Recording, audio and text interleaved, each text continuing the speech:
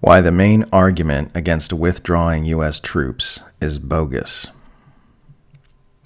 Former National Security Advisor and literal psychopath John Bolton has a new opinion piece out in Foreign Policy titled, "Bring the Troops Home is a Dream, Not a Strategy," which should surprise no one and enrage everyone at the same time.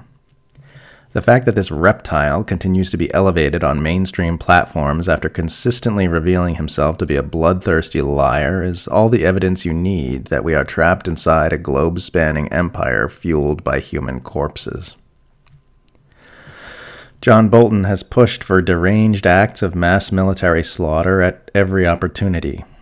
He not only remains one of the only people in the world to continually insist that the Iraq invasion was a great idea, but has actually argued that the destabilization and chaos caused by the invasion cannot be attributed to Bush's war, because he can't prove that everything that followed from the fall of Saddam Hussein followed inevitably, solely, and unalterably from the decision to overthrow him. There are harrowing accounts of Bolton threatening, assaulting, and intimidating anyone with less power than him if they got in his way. He once threatened to harm the children of former OPCW director Jose Bostani because Bostani had interfered in attempts to manufacture consent for the Iraq War. In an even remotely sane civilization, such a creature would be driven from every town he entered until he is forced to crawl into a cave for the rest of his miserable life, eating bats alone in the darkness. Instead, he is given the mainstream spotlight whenever he wishes, while truthful and intelligent anti-imperialists are relegated to fringe blogs and podcasts. This would not be the case if we did not live in an empire that is held together by war and war propaganda. And now look at me, off on a tangent before my article has even begun. Anyway, in his Foreign Policy article, Bolton argues that withdrawing U.S. troops from Afghanistan would be a mistake because it would lead to the nation being overrun by ISIS and Al-Qaeda. If the Taliban return to power in all or more of the country, the almost universal view in Washington today is the near certainty that Al-Qaeda, the Islamic State, and others will resume Afghanistan as a base of operations, Bolton writes. These are very strange words to have to type, but John Bolton is right. There is a consensus within the hub of the U.S. empire that this is what will happen. You can tell because that's what the empire's media have been blaring all year. In a March article from Vox titled "The Best Case Against Withdrawing All U.S. Troops from Afghanistan," a senior fellow from the military-industrial complex-funded think tank Center for a New American Security named Lisa Curtis explains that withdrawing troops can lead to a disastrous terrorist insurgency that will only result in having to send them back again. Let's look at Iraq, says Curtis. When the U.S. withdrew troops, ISIS rose and took over Mosul in 2014. We had to put troops back into Iraq, and even in greater numbers, and we had to redouble our efforts to stem the rise of ISIS. A Bloomberg article from this month titled, "Biden's Afghan Pullout is Risky Politics and Geopolitics" conveys the same message. And once the U.S. is out of Afghanistan, on grounds that it needs to focus on other priorities, it will inevitably become harder to summon the top-level attention and political will needed to stay on top of emerging threats. This is what happened in Iraq in 2013 and 2014. Mid-level officials were warning, publicly, that ISIS was on the march, but only after a third of the country had fallen did the issue reach the top of the Barack Obama administration's agenda.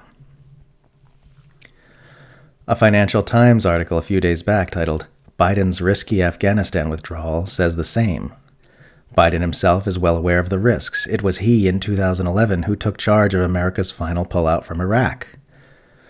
Within 2 years, U.S. forces were sucked back into the region by the rapid spread of ISIS across Iraq and Syria.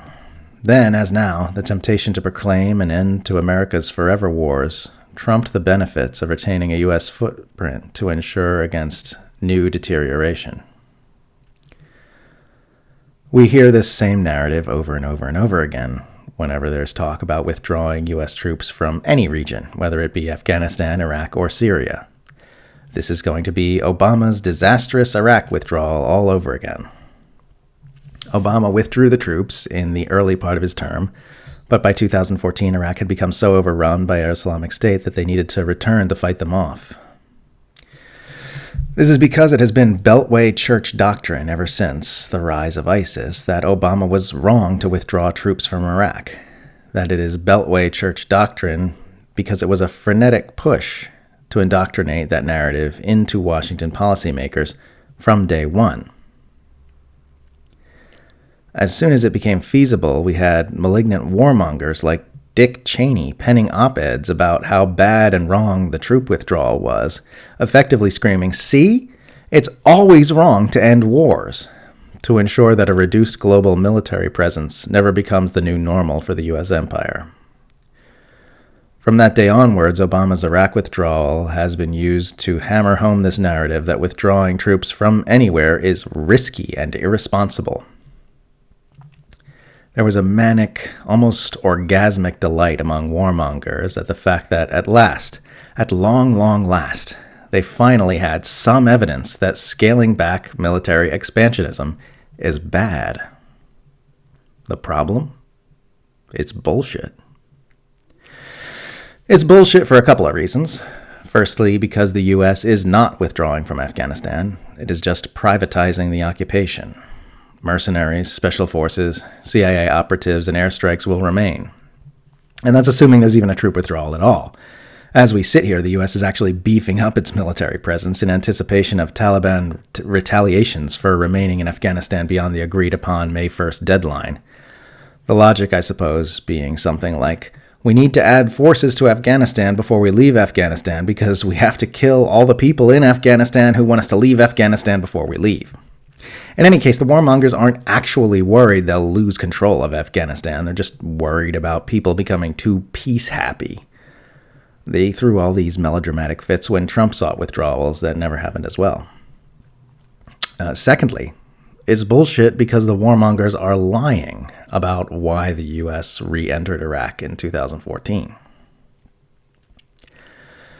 The U.S. did not re-enter Iraq in 2014 to stop ISIS. The U.S. re-entered Iraq in 2014 to stop Qasem Soleimani from stopping ISIS. This is not a secret. In 2014, the commander of Iran's Quds Force was already helping to beat back Islamic State in Iraq, and Iraqi officials reminded the world after his assassination last year at the hands of the Trump administration that Soleimani had played a key role in early victories in that fight. Iraq's Sunni leaders had already been openly saying that they would turn to Iran for help if the U.S. didn't take the lead in defeating ISIS. And Iran was already demonstrating a willingness to put Soleimani's notoriously effective fighting forces to work on that endeavor. If the United States had been a normal country, and not the hub of a globe-spanning empire bent on indefinite global domination, the obvious choice in that moment would have been to let the people in that part of the world sort out their own affairs in whatever way seems best to them.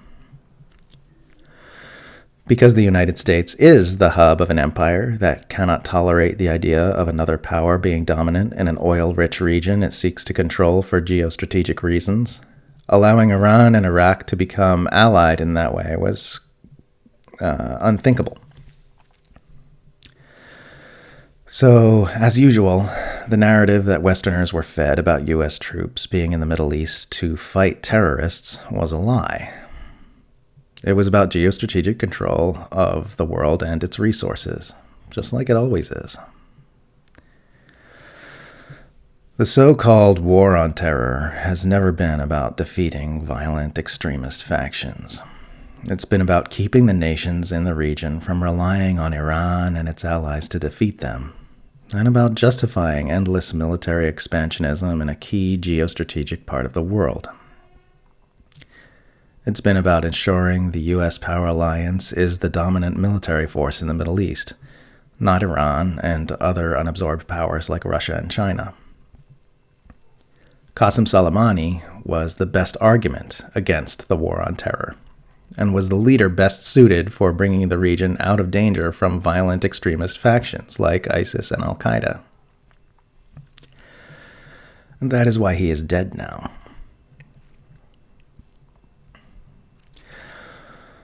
The world does not need the U.S. empire to police it. People can sort out their own problems around the world if they were only allowed to. Iraq and its neighbors can sort out their own problems, as can Afghanistan and its neighbors. The only violence at risk of coming towards America and its easily defended borders is the direct result of the U.S. empire's relentless aggression and belligerence that has killed millions and displaced tens of millions just since the turn of this century. There is no reason we can't all just let each other be, collaborating and trading in peace without all of these invasions, occupations, and toppling of sovereign governments.